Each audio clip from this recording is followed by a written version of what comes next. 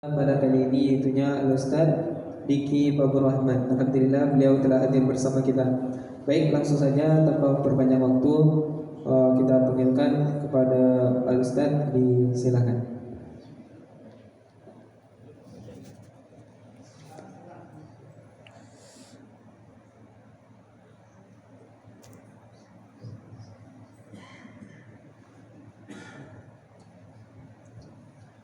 Assalamualaikum warahmatullahi wabarakatuh. Waalaikumsalam warahmatullahi wabarakatuh. Agak lambat suara ibu. Dingin pak? Taulah baru lihat. Nama jawab salam bukan wajib. Assalamualaikum warahmatullahi wabarakatuh. Waalaikumsalam warahmatullahi wabarakatuh. Alhamdulillahilladzi ahyana ba'dama amatana wa ilaihin nusyur. Asyhadu an la ilaha illallah wa asyhadu anna Muhammadan abduhu wa rasuluh sallallahu alaihi wasallam dan nabiyyu ba'd. Alhamdulillah, bersyukur kita kepada Allah atas nikmat yang kita peroleh.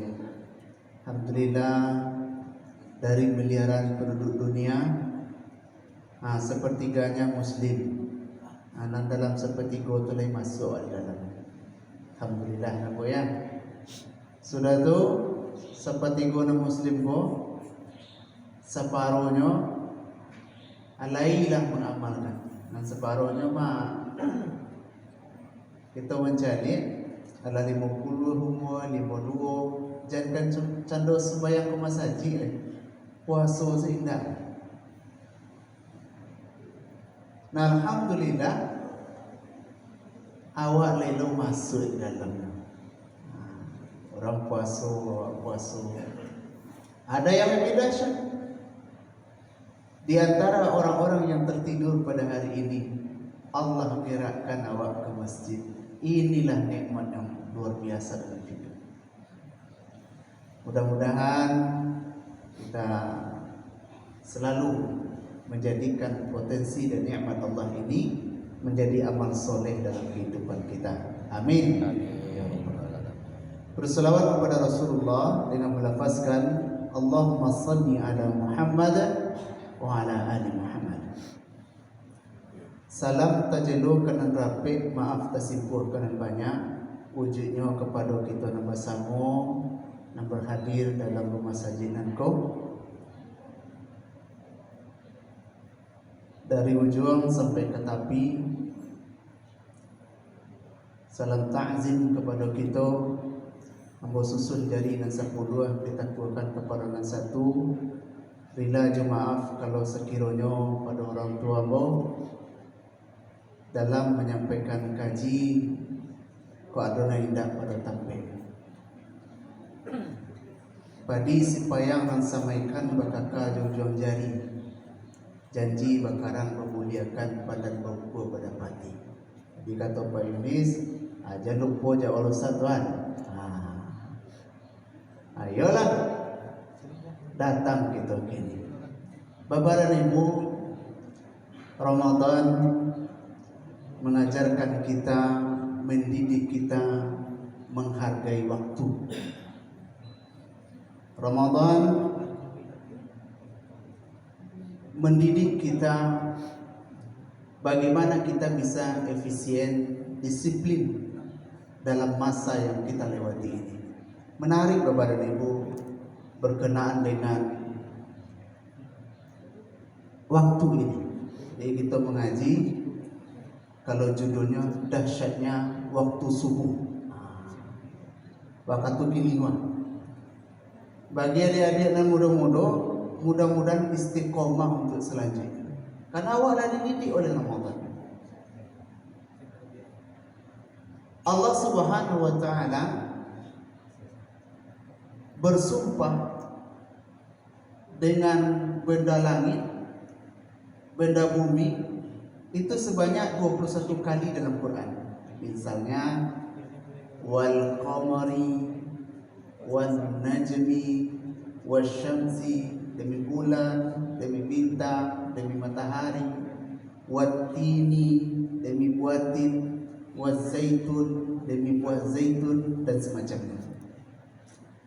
Itu berbeda-beda. Tapi Allah bersumpah dengan waktu, khusus waktu itu sebanyak 15 kali dalam Quran. Misal, wal fajr demi waktu fajar, wal duha demi waktu duha, was subhi demi waktu subuh, wal asri demi waktu asar, wal laili demi waktu malam, wan nahari demi waktu siang. Itu dikumpulkan 15 kali dalam Quran. Kalau Allah bersumpah dengan waktu atau dengan bendanya, berarti ada sesuatu hikmah yang tersimpan di dalamnya. Kalau orang memperhatikan, mengambil hikmah, maka hidupnya penuh dengan keberkahan. Tapi awak tidak boleh bersumpah dengan itu loh. Jadi kata ulama, Allah boleh bersumpah dengan makhluknya, tapi manusia tak boleh bersumpah dengan makhluknya. Karena dulu kadang terang ada sumpah pocong. Ada dulu itu okay. Macam-macam lah cerita orang dengan sumpahnya. Demi namu kemangalan, gitu. Itu tak boleh. Tapi kalau Allah sering bersumpah dia dengan waktunya, maka kata ulama akan ada hikmah kalau orang mempelajari berkah hidupnya. Sekarang kita perdalam satu waktu saja, waktu subuh. Waktu subuh ini kadang Allah ungkapkan dengan kata wal fajr, walayalin ashr, wasyaf'i wal watr, wal laili idza yasr, ila akhir ayat. Demi fajar, demi jumlah yang 10, demi yang genap dan yang ganjil. Kenapa Allah bersumpah begini? Demi fajar, ulama berkata dengan waktu subuh. Kemudian dengan bilangan yang 10. Apa bilangan yang 10? Dilihat dalam tafsir Ibnu Katsir, tafsir At-Tabari dan semacamnya. Ternyata maksudnya 10 malam terakhir di bulan Ramadan. Allah bersumpah dengan waktu itu, kemudian Allah jelaskan seolah lagi katakan begini, kamu perhatikan ya, bahwa 10 terakhir Ramadan itu waktu yang penuh dengan keberkahan. Inna anzalnahu fi lailatin mubarakah. Pada saat itu diturunkan Al-Quran pada malam yang penuh keberkahan. Inna anzalnahu fi lailatul qadr. Ada waktu itu malam qadar. Khairum min alfi syahr. Lebih dahsyat dari 1000 bulan. Kemudian kata Allah, demi yang genap dan yang ganjil. Apa itu genap dan yang ganjil? Sampai Allah bersumpah begitu. Kata ulama, salat tarawih, salat witir. Sekarang kita masuk. Terkadang Allah bersumpah dengan nama fajar, terkadang bersumpah dengan waktu subuh. Dalam sebutan subuhin, idza tanafas, demi waktu subuh apabila fajar telah menyingsing. Ada apa? Kata Allah Subhanahu wa taala, Inna Qur'an al-fajri kana mashhuda. Ternyata ini rahasia. Bahwa pada waktu itu sampai-sampai Allah bersumpah menekankan kepada kita pentingnya hal itu. Pada waktu itu manusia disaksikan oleh malaikat. Jadi malaikat turun kemudian dicatat. Nah beruntung ini adik-adik bisa ke masjid walaupun karena pesantren Ramadan doa. Nah, mudah-mudahan nanti terbiasa. Tapi alhamdulillah orang tua kita lain tak biasa. Itu disaksikan, dicatat. Dan satu riwayat para malaikat mencatat. Riwayat yang kedua, para malaikat memohonkan ampun kepada orang yang bangun di waktu subuh. Dahsyat. Misalnya kalau adalah si fulan subuh kini takalok, subuh besok bakaruah, subuh si lain mau dituju, mungkin heranlah malaikat orang kau lain duit kau telah mati kau. Iya, masih yo di tempat lalu lah. Makanya kata Abu Hamka, saya heranlah dengan manusia. Terdengar pesawat jatuh, tapi orang naik pesawat. Masa bulan mungkin agak lama. Terdengar kapal tenggelam, orang tak mau naik kapal. Tapi betapa banyaknya orang yang mati di tempat tidur, tapi orang tak mau kapok dengan tidur. Lah nyolalo saya bagaimana? Itu yang pertama Bapak Ibu. Makanya Allah bersumpah dengan waktunya. Yang kedua, ini penting, hadis riwayat Imam Ahmad, hadis sahih, bahwa Rasulullah SAW membangunkan anak beliau di waktu subuh. Hadis sahih. Apa kata Rasulullah? Qumi ya bunayya, qumi, wahai anakku sayang, tagaklah nak, berdirilah nak, jagolah nak. Ishhadi rizqa rabbiki, sambutlah nak rezeki yang Allah berikan untukmu waktu subuh. Jadi apa hikmah dari hadis ini? Pertama, kalau dengan anak itu memang dibujuk-bujuk karena memakai kata ya bunayya. Panggilan untuk anak-anak ini, pokoknya panggilan untuk anak kecil nih, kadang dipanggil dengan ya syabi. Ya syabi. Ya syabi ini anak yang masih di bawah kisaran 5 tahun ke bawah.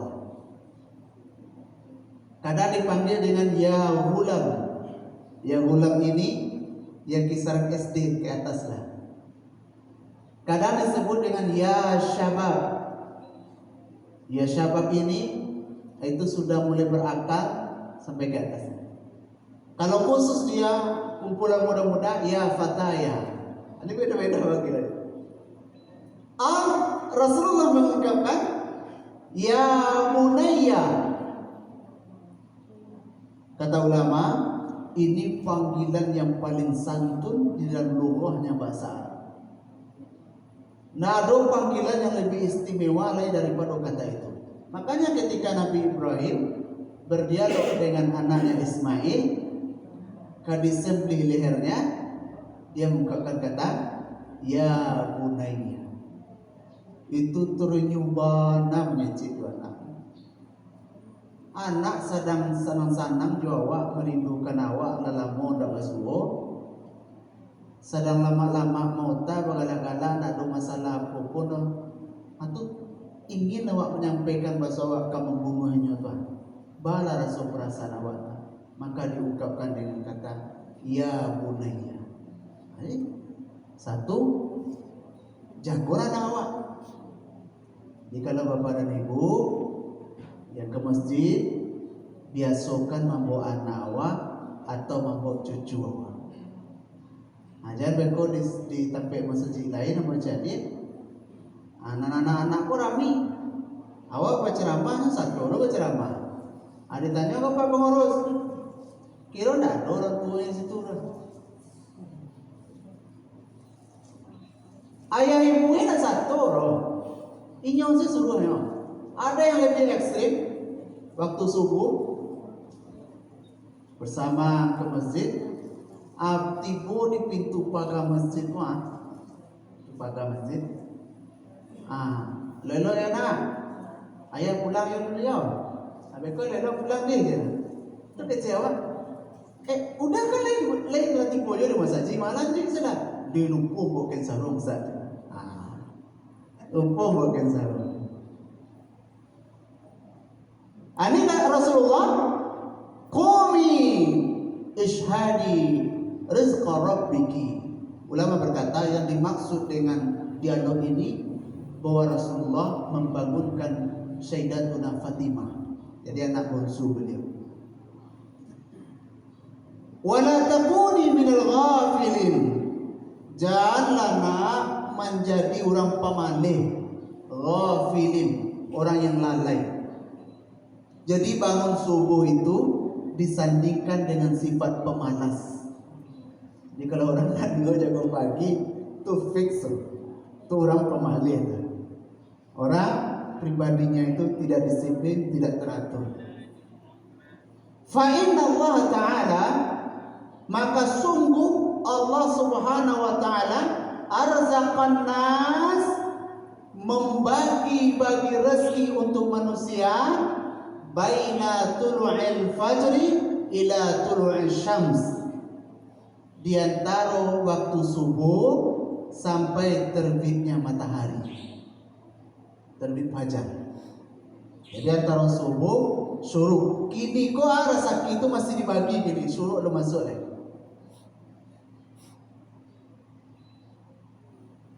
Yang ketiga, kata Rasulullah sallallahu alaihi wasallam yang terakhir, rakaat al-fajr, 2 rakaat fajar, khairum minad dunya wa ma fiha, lebih baik daripada dunia dan seisinya. Kalau adalah Pak Arman, Pak Pengurus, sianan salat subuh besok di Masjid Arafah, besok subuh dapat ami 1 kilo sudah. Bagi kilo tu Pak. Kilo-kilo masa jiko penuh atau tidak Pak? Penuh. Ambo rasa antrinya di tarawih. Tarawih lah mulai ngumpul-ngumpul. Bawa begitu di Siti Rahmah, kalau awak ingin i'tikaf, ingin dapat sahur di waktu subuh tu, itu kecil pengurus setelah salat tarawih nanti mendaftar. Kawan salat isya saja udah mendaftar ya. Kau capek nak Pak mendaftar? Bikut terlampau dah dapat kupon ada dah. Itu alasan. Ini kata Rasulullah sallallahu alaihi wasallam, rakaat al-fajr, 2 rakaat fajar, khairum. Itu luar biasa. Lebih baik.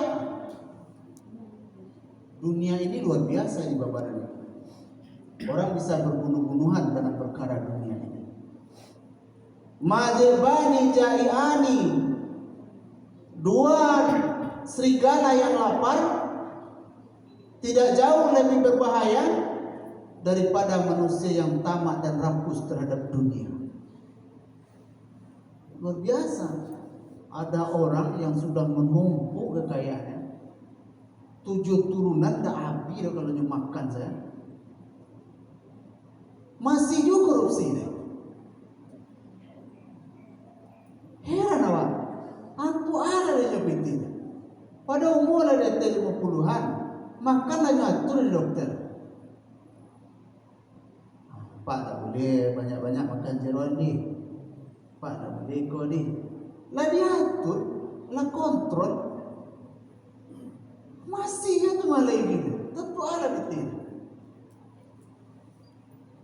Nia orang seperti itu, dia sendiri pun bingung. Itu alam. Saya pernah melihat orang yang bingung dengan kelebihan hartanya. Di beliau ini punya rumah tingkat 3, di rumah gadang, bertingkat 3, anak-anak sukses. Cuman saking suksesnya, tidak ada yang di Padang. Alhamdulillah suami istri masih hidup berdua. Umur kurang lebih 78 atau 80 sekian. Nah, beliau tinggal berdua, rumah besar. Berdua lah, apa dibawa ke rumah sakit. Itu cerita, itulah Ustaz. Rumah gadang tapi menyasar bawa rumah gadang Ustaz. Bab itu, tidak pernah mau naik ke lantai 2 tu leh. Iya Pak. Itulah alaku 10 tahun. Nak pernah naik ke lantai 2 tu lah 10 tahun lama. Yalah lah 83 umur 70-an nak tahu katil. Kontrol tadi. Itu di lantai tu Allah banyak kelelawar. Hewan-hewan di lantai tu malam tu tak nyaman lah. Yang bisa tak berhasil lantai bawah saja. Menyasar betul. Sangko anak ko lebih kumpul sama awak. Ini punya kehidupan masing-masing loh. Kamu ngawat. Makanya kata Rasulullah, ambillah. Bapak dan Ibu sebagai closing, mengapa Allah bersumpah dengan waktu yang kita sudah paham bagaimana kemuliaan waktu itu? Karena kata ulama, al-waktu al-qasain. Waktu itu bagaikan pedang, bagaikan pisau. Tergantung siapa penggunanya. Pisau korban kalau digunakan untuk menyembelih hewan korban, maka setiap darah yang mengalir bernilai pahala. Tapi kalau digunakan untuk membunuh orang, untuk mengancam orang, untuk mencilok, maka setiap dia tersimpan mulai dari awal akadnya sampai akhirnya, selama itu dianggap dosa. Maka waktu ini bagaikan pisau.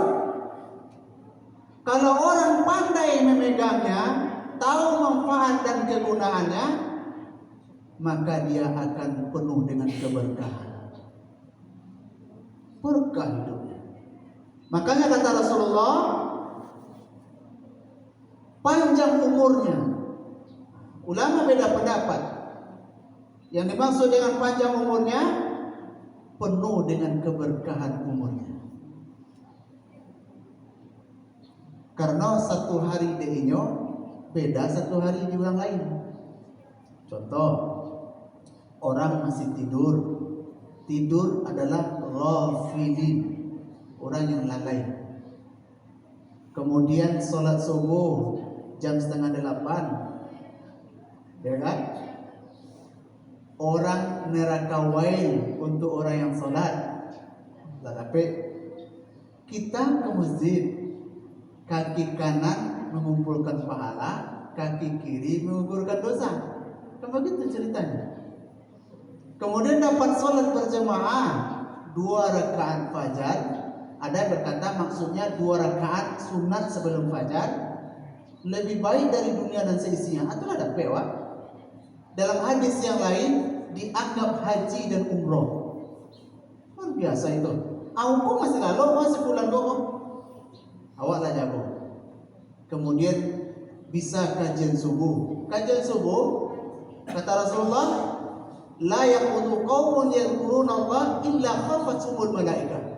Kalau berkumpul sekelompok orang, suatu kaum, malaikat hadir kepadanya.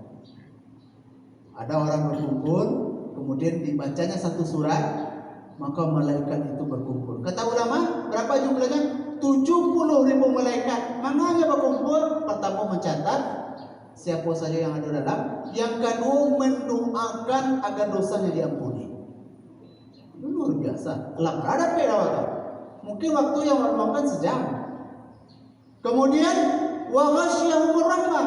Allah curahkanlah rahmat. Masya Allah, berkah. Kemudian wa nazalat alaihimus sakinah. Allah berikan ketenangan dalam jiwanya. Makanya orang jago subuh, Bapak, boleh mandi sebelum subuh. Ini beberapa hadisnya, penjelasan oleh ulama. Dalam sisi ilmu kesehatan sehat itu sudah luar biasa dapat. Sayangnya Bapak dan Ibu, di sebuah penelitian itu yang mengamalkan ayat dan hadis yang Ananda sampaikan itu negara kafir, Singapura. Ini penelitian tahun 2016. Kebiasaan mereka jago paling pagi, kemudian langsung beraktivitas. Yang mayoritas Muslim Indonesia tidak bisa mengamalkan itu. Kemudian di waktu subuh itu diteliti oleh orang yang di bidang kesehatan, udara yang dihirup jauh berbeda di waktu setelah fajar itu keluar, di waktu lepasnya syuruk, beda sekali. Karena awaklah berabu-rabu oksigen. Nah, ketika itu awaklah bisa keluar, lah bisa berjalan. Sehingga ada sahabat Rasulullah ketika dia tak hadir sholat subuh, tak hadir dia sholat subuh. Kemudian dilihat oleh Rasulullah, mana dia? Tak ada ya Rasulullah. Namanya As-Sauban. Kemudian ada sahabat berkata, kemarin dia sakit ya Rasulullah. Oke lah, kalau begitu selesai ini kita ke rumahnya. Tak pernah telat sholat subuh, tak pernah absen sedikit pun setelah dia Islam. Satu hari itu dia tak datang ke masjid. Maka Rasulullah dan sahabat pergi membezuknya. Niatnya begitu. Alah 2 jam jalan kaki, alun timbul rumahnya. Orang yang tak pernah absen, yang tak pernah telat itu.